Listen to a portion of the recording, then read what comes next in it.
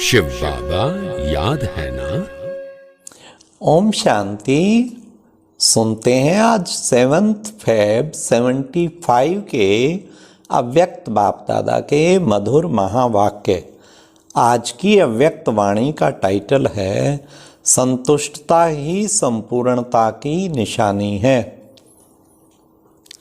आज की अव्यक्त वाणी में बाबा ने संपूर्णता की मुख्य निशानी कौन सी है, दूसरा सर्व को संतुष्ट करने का मुख्य साधन कौन सा है, तीसरा विशेष आत्माओं का अंतिम विशेष पुरुषार्थ क्या है, और लास्ट विश्व के मालिकपन के तख्त नशीन कब बन सकते हैं। तो सुनते हैं 7 फरवरी 75 की अव्यक्त वाणी संतुष्टता ही संपूर्णता। सर्वात्माओं के प्रति स्नेह जगाने वाले सर्वहितकारी शिव बाबा बोले, अभी इस समय अपने फीचर और फ्यूचर को जान सकते हो। जितना जितना समय के समीप जा रहे हो, समय के प्रमाण अपनी संपूर्णता की निशानियां अनुभव में आती हैं। संपूर्णता की मुख्य निशानियां कौन सी हैं? आत्मा संपूर्णता को पा रही है, यह मुख्य किस बात में सबको अनुभव होता है? मुख्य बात यह है कि ऐसी आत्मा सदा स्वयं से सर्व सब्जेक्ट में संतुष्ट रहने का अनुभव करेगी और साथ साथ अन्य आत्माएं भी उनसे सदा संतुष्ट रहेंगी। तो संतुष्टता ही संपूर्णता की निशानी है।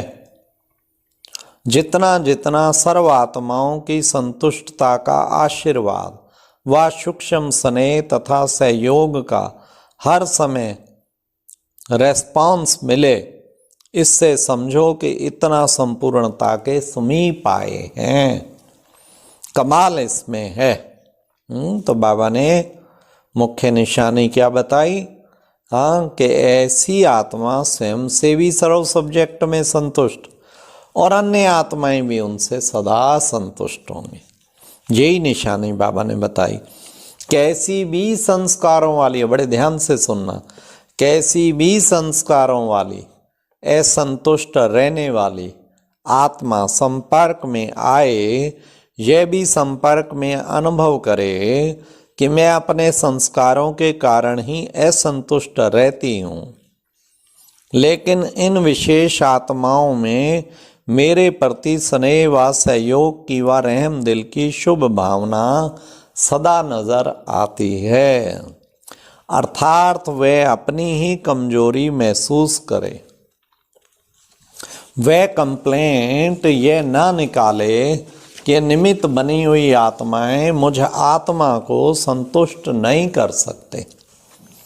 सर्व आत्माओं द्वारा ऐसी संतुष्ट मणि का सर्टिफिकेट प्राप्त हो, तब कहेंगे कि यह संपूर्णता के समीप है। जितनी संपूर्णता भरती जाएगी, उतनी ही सर्व आत्माओं की संतुष्टता भी बढ़ती जाएगी। सर्व को संतुष्ट करने का मुख्य साधन कौन सा है? हर एक ने बताया। यह सब बातें भी आवश्यक तो हैं, यह सब बातें परिस्थिति में प्रैक्टिकल करने की हैं। मुख्य बात यह है कि जैसा समय, जैसी परिस्थिति, जिस प्रकार की आत्मा सामने हो, वैसा अपने को मोल्ड कर सके, अपने स्वभाव और संस्कार के वशीभूत ना हो। बाबा ने कितना सुंदर तरीका बताया। सबको संतुष्ट करने का बाबा ने साधन बता दिया कि बच्चे जैसा समय, जैसी परिस्थिति और जिस प्रकार की आत्मा सामने हो, वैसा अपने को मोल्ड कर लो और अपने स्वभाव संस्कार के वशीभूत ना हो। स्वभाव अथवा संस्कार ऐसे अनुभव में हो जैसे स्थूल रूप में जैसा समय वैसा रूप, जैसा देश वैसा देश बनाया, ऐसा सहज अनुभव होता है ना। ऐसे अपने स्वभाव संस्कार को भी समय के अनुसार परिवर्तन कर सकते हो। कोई भी सख्त चीज मोल्ड नहीं हो सकती है, कड़े संस्कार भी समय प्रमाण मोल्ड नहीं कर सकते। इसलिए ऐसे इजी संस्कार हों कि जैसा समय वैसे बना सकें, यह प्रैक्टिस होनी चाहिए। संकल्प में भी ना आए कि मेरे भी कोई संस्कार हैं या कोई स्वभाव है। जो अनादि आदि संस्कार हैं वही स्वरूप में हों। संस्कारों का परिवर्तन अनादि काल से है, अर्थात चक्र में आने से ही परिवर्तन में आते रहते हैं।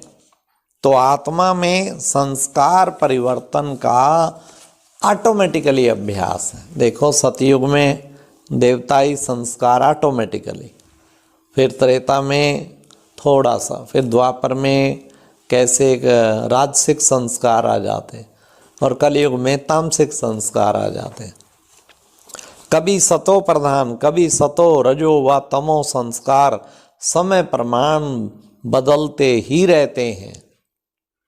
अब जबकि नॉलेजफुल हो, ऊंचे से ऊंची स्टेज पर पार्टधारी बन पार्ट बजा रहे हो, पावरफुल भी हो, ब्लिसफुल भी हो, सर्वशक्तिवान के वर्षे के अधिकारी भी हो, तो स्वभाव संस्कार को समय प्रमाण व सेवा प्रमाण किसी के कल्याण के प्रति व स्वयं की उन्नति के प्रति परिवर्तन करना अति सहज अनुभव हो। यह है विशेष आत्माओं का अंतिम विशेष पुरुषार्थ। ऐसे पुरुषार्थ के अनुभवी हो, ऐसे संपूर्ण गोल्ड बन गए हो, इससे अपने नंबर को चेक कर सकते हो व अपने संगम युगी भविष्य रिजल्ट को जान सकते हो। निमित्त बनी हुई विशेष आत्माएं हो ना, तो इसकी परसेंटेज निकालो। स्वभाव संस्कार को अपने शस्त्र के स्वरूप में यूज कर सकते हो या यह मुश्किल है? इस बात में सफलता की कितनी परसेंटेज है? दूरबाज खुशबाज वाला नहीं, किनारा करने वाला नहीं, संपर्क में आते हुए, संबंध में रहते हुए स्वयं ही अपना संपर्क संबंध बढ़ाते सफलता मूर्त बने, तब नंबर आगे ले सकते हैं। बेहद के मालिक का बेहद से संबंध चाहिए ना, वह कैसे होगा? चांस मिलता नहीं, लेकिन हर कार्य के योग्य स्वतः स्वयं की योग्यताएं स्वयं ही निमित्त बना देती हैं। कितने सुंदर शब्द, जिन बच्चों को मन में चलता है ना, हमें चांस नहीं मिलता, हमें चांस नहीं। बाबा ने आज उत्तर दे दिया, हर कार्य के योग्य स्वयं की योग्यताएं स्वतः ही निमित्त बना देती हैं। इस वर्ष में ऐसी विशेषता दिखलाओ जैसे साकार बाप की विशेषता देखी। हर एक के दिल से आवाज निकलता रहा, हमारा बाबा, हमारा बाबा, हमारा बाबा। चाहे पच्छड़ माल भी हो, फिर भी हमारा बाबा। यह अनुभव हर आत्मा का रहा।